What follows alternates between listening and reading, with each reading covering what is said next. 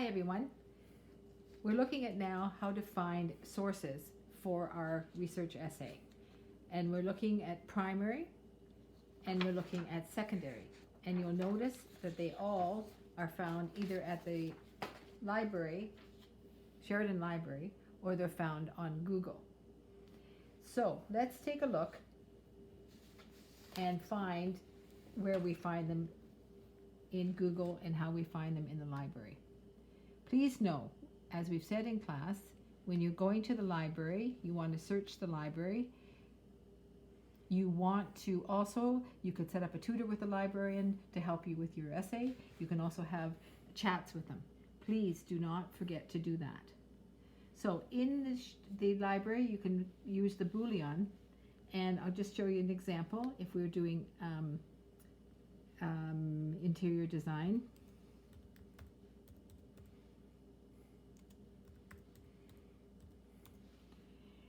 if you use quotations around interior design, it will search for the whole concept.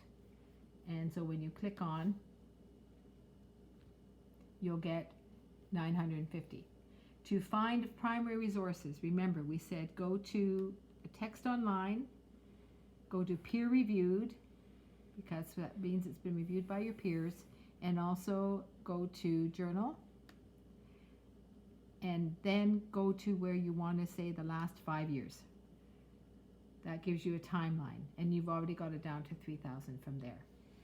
So you can use quotations if you want to say and trends. That will pare it down even more for primary, down to 1,000. You can also, if you don't want to talk about digital, you can put not. Whoops, let me just make a space here. Space, digital. Whoops, that didn't work. Let me just try it again. Should have gone before it. So it's not, capital letters, digital. And put a space in there. And you got down to 500.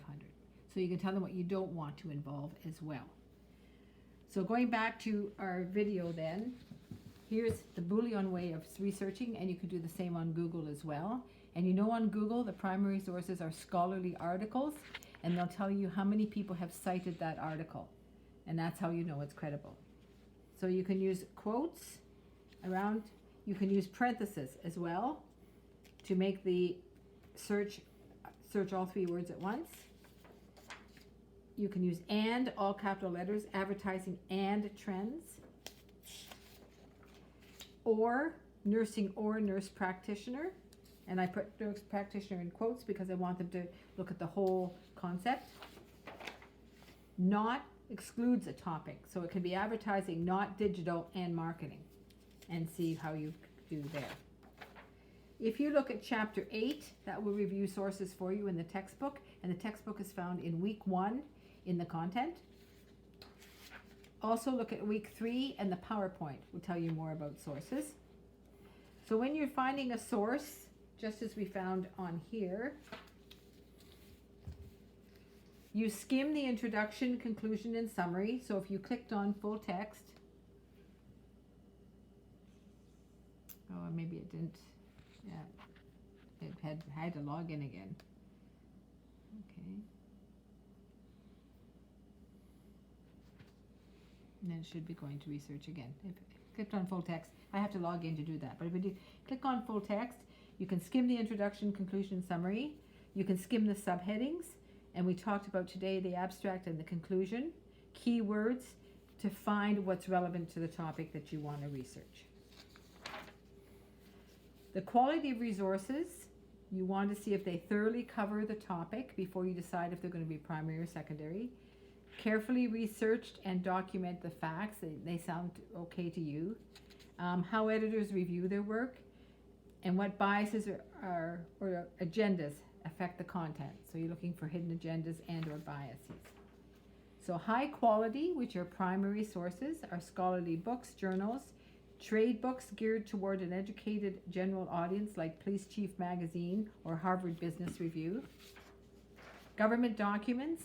Documents online from universities and research institutes are also primary sources.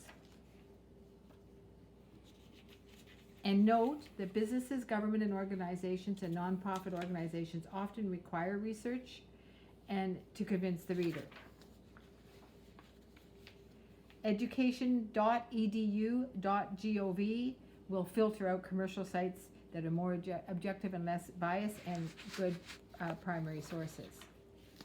The secondary sources are often a very varied quality. News stories from reputable newspapers, magazines, and organizations such as the Economist,